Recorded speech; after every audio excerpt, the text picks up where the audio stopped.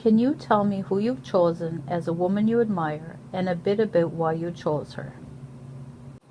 It was really important to me to reframe my grandmother, Eva Shiwak's story as a story of admiration.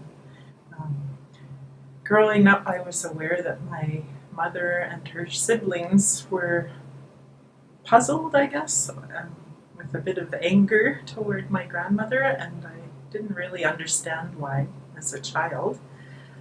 She was a great grandmother, or she was a wonderful grandmother to me, and one thing she really ensured was that I remained connected to Labrador and our history and our culture. She took me to Aunt Lizzie Gowdy's book launching of A Woman of Labrador. And when we moved away to Alberta, she kept sending us them days. And so that connection was always there because of my grandmother. What influence has she had on your life?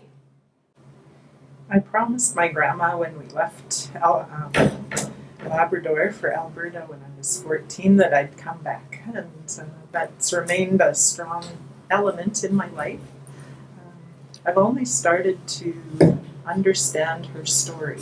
She excelled at reading and writing, and I guess the teacher that would visit the community told her family she should really be continuing in school.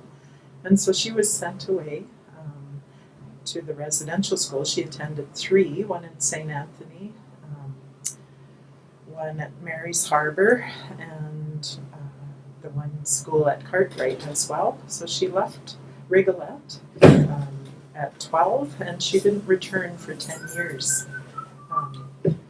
So she was trained to be a teacher,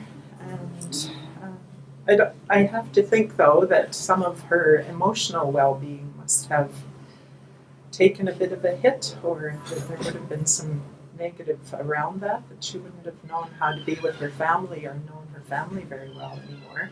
Yet at the same time, she learned a lot about, well, the academic life, I guess, and she honed her teaching skills. And then I've learned that when she came back, she was ready to go teach on the South Coast, and her family wanted her. There was an arrangement for her to marry my grandfather, Thomas Bakey.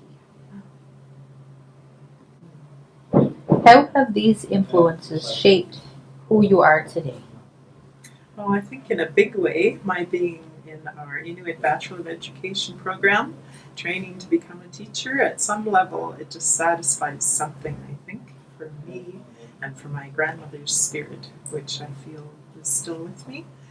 And I also want to actively continue researching how it was Grandma decided to stop speaking Inuktitut in her family, and those effects of residential school, and also maybe a little bit of research into how marriages were arranged and that effect on women in Labrador.